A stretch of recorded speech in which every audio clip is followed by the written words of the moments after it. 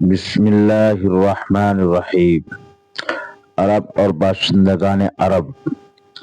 عرب ملک کا نام ہے اور اس ملک کے باشندوں کو عرب کہتے ہیں۔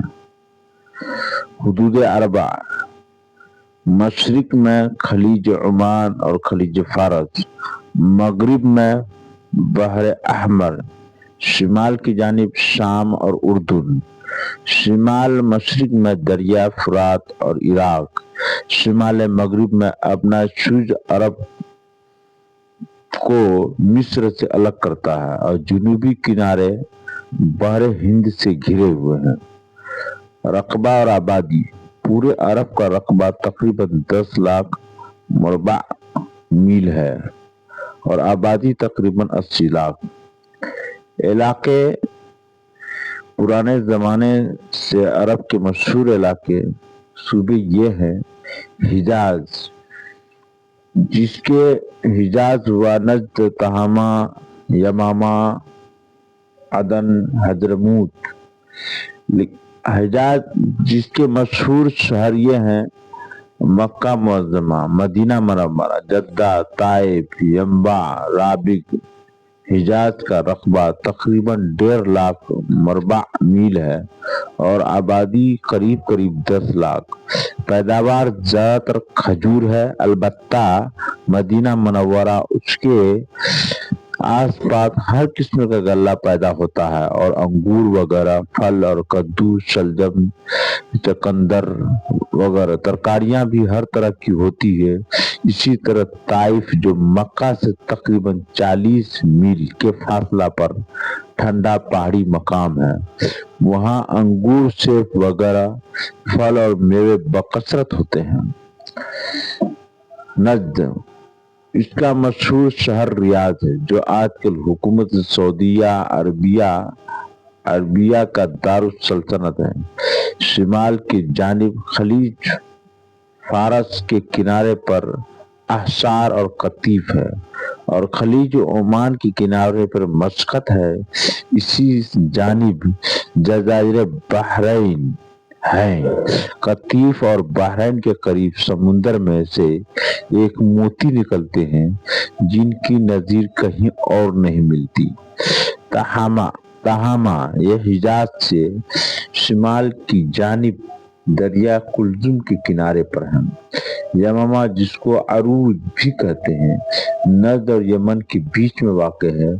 مسقط اور بحرین کے علاوہ باقی تمام مذکورہ بالا علاقے آج کل مملکت سعودیہ عربیہ کے زیر نگین ہیں۔ اس پوری مملکت کا رقبہ تقریباً 9 لاکھ مربع میل ہے اور آبادی تقریباً 60 لاکھ ہے۔ یمن اس کے مشہور مقامات یہ ہیں: صنعاء، مآرب، صعدہ، تغار۔ اسی کے ایک ریگستان کا پرانا نام احقاف ہے اور اسی سلسلے کوہ پر نجران آباد ہے۔ عدن اور حضرموت یمن سے ملا ہوا ہے، جنوب کی جانب عدن ہے اور عدن سے مشرق کی طرف بحر ہند کے ساحل پر ایک پہاڑی کے سلسلہ گیا ہے جس کو حضرموت کہتے ہیں۔ باشندے: عرب کے باشندے 2 طرح کے ہیں: عرب بعیدہ، عرب عاربہ۔ عرب بعیدہ حضرت نوح علیہ السلام کے فرزند کا نام سام تھا، انہی کی اولاد عرب میں آباد ہوئی۔ حضرت سام کے پوتوں پرپوتوں میں یہ لوگ زیادہ نامور ہوئے: جرہم، تسم، جدیس، عملیق، عاد، سمود۔ ان کی اولاد کے خاندان اور برادریاں جو انہی ناموں سے مشہور ہوئی، سینکڑوں برس تک عرب پر قابض رہیں۔ عملیق کی اولاد جن کو عمالقہ کہتے ہیں بہت قوی، ہیکل مضبوط اور بہادر ہوتے تھے۔ اسی طرح عاد اور سمود بہت طاقتور، اپنے زمانہ میں سب سے زیادہ ترقی یافتہ تھے۔ ان کی عجیب و غریب کاریگروں اور پرتکلف عظیم الشان عمارتوں کے چرچے آج تک مشہور ہیں۔ انہوں نے اپنے دور میں عرب سے گزر کر مصر اور افریقہ کے بھی بہت سے حصوں پر قبضہ کر لیا اور عرصہ دراز تک وہاں حکمراں رہے تھے۔ मगर उस तमाम उरूज और तरक्की के बाद ये तमाम कबाइल अपनी बदअमालियों की वजह से तबाह और बर्बाद हो गए, और इसी वजह से उनको बाइदा कहा जाता है।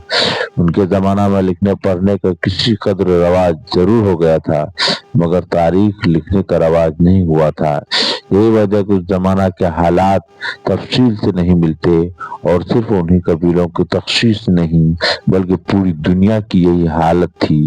तारीख लिखने का रवाज कहीं भी नहीं होता था। इसी वजह से उस दौर को तारीख से पहले का दौर कहा जाता है। अरब आरिबा शाम पेशर नूह अलैहिस्सलाम की चौथी पुश्त में एक शख्स लक्तान नामी गुजरा, उसको कहतान भी कहते हैं। ये शख्स यमन में आबाद हुआ।